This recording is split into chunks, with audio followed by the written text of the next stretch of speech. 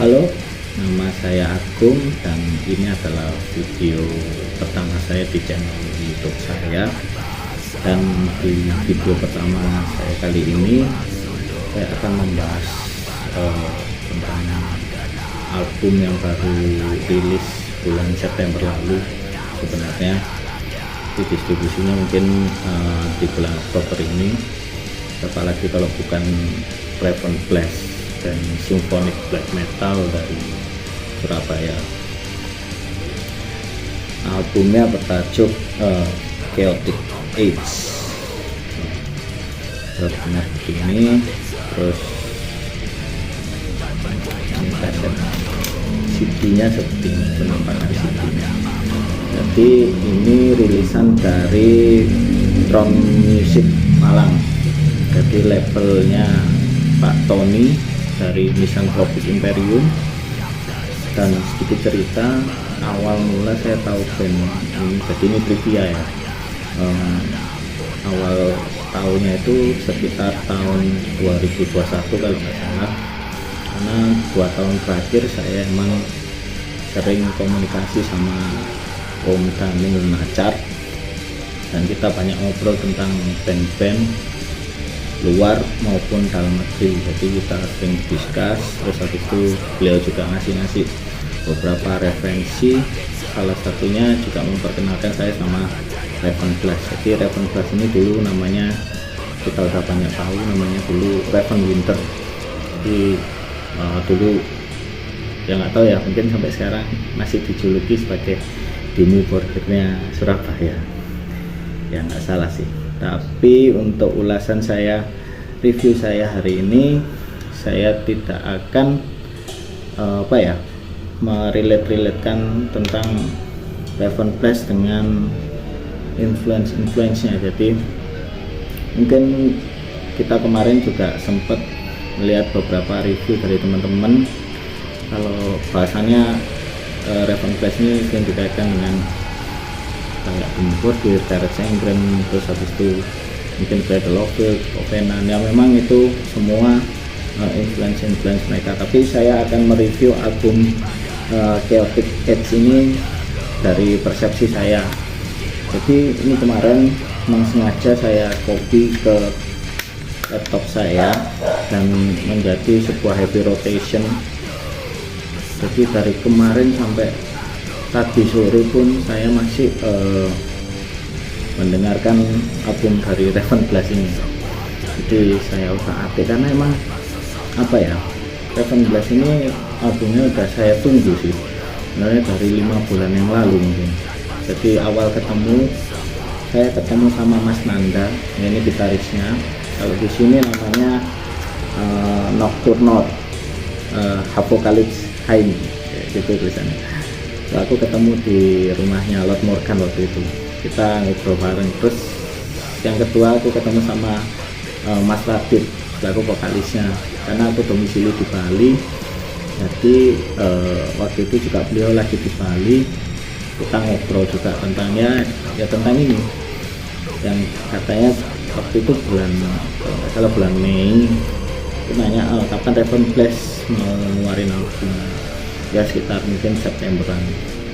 Oke, tak tunggu, karena emang aku benar-benar gimana ya, excited gitu loh kemarin tuh setelah rilisnya single Prophecy Paul Xavier yang kemarin. Nah, jadi album ini aku bahas dari personilnya dulu, dari segi vokal dulu. Nah, segi vokalnya ini emang sudah sudah menjadi trademarknya mereka yang untuk ya udah mempertegas lah, kita nggak perlu istilahnya tuh, langit itu tidak perlu menjelaskan bahwa langit itu tinggi gitu. Jadi udah ya wis ngerti lah, itu Demi Border ya, kita tahu. Tapi beliau juga mungkin referensinya banyak, jadi saya tidak ingin menjudge langsung vokal dia itu sakral. Untuk sakral itu akhirnya, jadi kalau pernah dengar band Covenant itu juga vokalnya mirip-mirip, si Nagasnya basisnya Bumi Borgir yang dulu. Nah itu mungkin lirik-liriknya ini juga saya baca juga beberapa kejam-kejam gitu, jadi apa matching lah sama musiknya gitu. Itu gimana ya, kalau aku sendiri dengerin sih di sini panas gitu, dengerin ikut merasakan emosi yang dilontarkan sama vokalisnya. Mungkin dari segi vokal aku agak terbatas ya, mungkin itu sih kalau dari saya. Kalau misalnya gitar, karena aku pemain gitar juga, jadi aku mungkin lebih banyak membahas di gitar dari sektor gitar. Jadi Mas Hernanda ini ya seperti kita tahu ya, mungkin dulu juga dipercaya menjadi basisnya di album Titian Ujung Raganya Dry. Jadi ya wes kiranya dia punya prestige lah untuk ukuran gitaris black metal menurut saya ya, saya pribadi, karena saya juga saat ini juga mengidolakan beliau. Saya juga melihat permainan gitarnya, sempat dilihatin kan, maksudnya Mas gimana Mas lagi ya, cukup emang menarik ya, karena di profil mereka juga dituliskan bahwa mereka itu ada sentuhan death metalnya. Nah jadi mungkin saya sudah bisa relate apa yang dimaksud dengan ada sentuhan black metalnya. Jadi di sekujur album ini ada 10 lagu ini, mungkin ada 2 yang gini ya, apa istilahnya instrumental kayak Lentera sama Getaway ini adalah sajian instrumental mereka, tapi 8 lagu sisanya ini di sekujur album ini nggak lewat dan nggak lepas dari teknik-teknik Kings Harmonic. Mungkin itu salah satu ciri khas dari Mas Nanda. Mungkin beliau ingin memberikan efek-efek suara-suara yang menjerit. Jadi karena ini sudah musiknya sudah kejam, jadi mungkin ditambah jeritan Kings Harmonic seperti itu, jadi menambah kesan kejamnya, evil sounding lah istilahnya kalau di luar negeri ya. Jadi beliau juga suka main tremolo, jadi suka ngisi-ngisi isian gitarnya itu hidup gitu. Dan permainannya di sini nih beliau juga nggak lantas cuma kenceng aja ya. Jadi black metal ini mungkin juga trademarknya itu musik yang cepat. Tapi di sini beliau juga banyak menyajikan part-part gitar yang sekiranya ritmis lah, apa istilahnya perkusif juga, jadi ngikutin pola-pola drumnya. Dan itu yang membuat komposisi lagu-lagu Raven Blast ini mungkin bisa dipakai headbang juga kalau misalnya mereka lagi manggung. Jadi kita nggak terbawa geret aja. Biasanya kan kebanyakan kan permainan sekarang, apalagi sekarang lagi tren atmospheric black metal, terus habis itu mungkin symphonic black metal yang lawas ya, yang pengaruhnya mungkin lebih banyak ke treble feel gitu. Nah beliau ini menyajikannya ini dengan yang kenceng ada, terus habis itu part-part groove-nya itu juga ngehook gitu. Kalau orang awam mungkin awamnya, kalau saya sebelum mendengarkan satu album ini, saya mendeskripsikan beliau ini ya gelter saja nih. Tapi beliau tak tanya dengerin Oddman Child apa enggak seneng.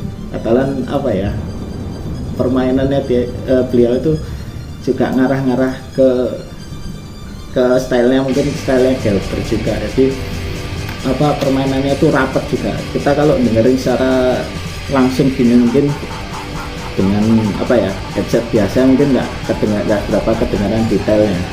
Tapi kalau misalnya kita mungkin punya audio yang baik ini, kelihatan mungkin permainan beliau ini pukulannya itu nggak main-main gitu, nggak biasa. Mungkin kita dengarnya paling naik ini riffnya itu kayak gini, tapi kayak kalau kita dengarkan detailnya itu dia nggak main-main untuk permainan ritme. Saya acungi jempol, nggak apa ya, gimana ya, saya angkat topi lah pokoknya untuk dari segi aransemen musik Seven Blast-nya itu benar-benar excited dengan jadi membawanya ini enggak ke arah yang fancy tapi lebih ke kejamannya gitu loh, benar-benar kejam sih musiknya ini. Terus untuk permainan keyboardnya Mas Agra, kalau sini nama panggungnya ini Agnium Rap. Ini mungkin gimana ya, aku enggak banyak referensi juga untuk permainan keyboard atau referensi apa aja yang beliau dengarkan gitu loh. Jadi mungkin aku dulu tuh menganggapnya ini wes mistis lah istilahnya. Kalau misalnya disamakan sama Dimmu Borgir, mungkin permainannya Mas Agra ini mungkin ke arah yang mistis lah, jadi lebih ke simfonik yang emang benar-benar ke arah-arah metal gitu. Kalau misalnya dulu kalau Stian Astad kan dia mainnya klasikal, jadi dia tidak mendengarkan musik metal ketika Dimmu Borgir itu menciptakan lagu gitu. Jadi ini mungkin ke arah mistis, arah-arah gaya-gaya simfoniknya, tapi saya nggak berani untuk menjudge langsung sama kayak Mas Radit juga. Saya nggak berani menjudge langsung ke arah Dimmu Borgir, tapi arah-arah ininya bagus sih. Untuk aransemennya ini nggak kayak biasanya gitu. Kalau biasanya mungkin kan ke arah-arah yang melankolis gitu. Kalau misalnya bandnya symphonic black metal itu banyak kan arah-arahnya kayak melankoli ini enggak. Jadi kayak saya tuh mendengarkan soundtrack dari sebuah film kolosal gitu loh. Jadi musiknya ini benar-benar membawa. Kalau misalnya temanya tentang post apokaliptik ya mungkin relate lah. Oh ya gini ya, dengerin apa ya, soundtracknya video game gitu mungkin lebih luas fantasinya. Jadi saya menilainya ini dari sisi fantasi untuk membuat aransemen aransemen keyboardnya, isian keyboardnya juga masuk sih lumayan. Jadi kayak ada jeda isiannya, khusus isiannya Mas Agra ini kayak seperti itu. Jadi apa ya, benar-benar membangun nuansa dari segi harmonisnya gitu ya, seperti itu. Terus untuk ya apa ya, kita juga mungkin kalau misalnya senior kita mungkin juga nostalgic juga ya, mungkin kalau misalnya dengar itu di uniknya sih di lagu ini sih Progressive False Savior-nya ini agak bagian intro keyboardnya ini agak lain dari single yang dikeluarkan di YouTube kemarin. Jadi ini pakai kayak gimana ya, kayak sinematik gitu loh, apa ya, kayak lebih ke elektronik nuansanya. Mungkin aku waktu denger yang ini tuh kayak inget band The Covenant. The Covenant itu awalnya itu black metal, terus habis itu kayak jadi elektronik gitu. Jadi nggak monoton kolosal seperti itu, jadi ada yang isiannya yang seperti ini seperti itu, jadi agak berwarna. Itu kita tuh dengannya itu kayak kok ono sing kok ini. Nah apa namanya, kita membangun gini kita lah, maksudnya kita nggak bosen dengerinnya, ada yang stylenya seperti ini kayak siapa ya. Nah itu jadi kalau apa namanya, bisa lah sebagai pelajaran juga ketika dengar ini. Kita mungkin kalau ketemu personilnya, Mas ini referensinya dari mana, mungkin itu sih kalau aku ya dengerin keyboardnya, mungkin ya dari sisi keyboard sih seperti itu. Terus overall dan kesimpulannya dari album ini sih ya, kayak album ini sebenarnya album ini koleksi wajib untuk para pencinta black metal, khususnya symphonic black metal. Tapi ada kekurangan yang mungkin tak sampaikan di sini mungkin ya, entah itu karena audio yang saya punya atau mungkin sisi rekamannya mungkin ada yang kurang, mungkin dari sisi drumnya mungkin ya. Kalau drum sih variasinya keren gitu, jadi nggak monoton, dia keras gitu. maksudnya tumbuh cepat, dia punya variasi-variasi yang juga bisa membangun album ini, tapi sayangnya nggak diikuti mungkin dengan kualitas sound bass drumnya. Jadi kita tuh kayak denger cuma tek tek tek tek tek tek. Perhatiin apa enggak kalau misalnya dengerin album ini apa lagu progresif Possessor itu, kayak aku dengerin drumnya itu kayak sebenarnya itu bisa lebih hidup dan lebih kejam lagi kalau misalnya kita bisa apa ya, bass drumnya itu agak dinaikin dikit, jadi kekejaman dari lagunya itu bisa lebih apa ya, lebih encourage gitu, jadi lebih keangkat. Terus bassnya juga agak tenggelam. Sebenarnya bass sama drumnya ini bisa menjadi penunjang kekejaman lagu-lagu Raven Flash di album Chaotic X ini. Tapi overall saya kasih rating 8,5 dari 10.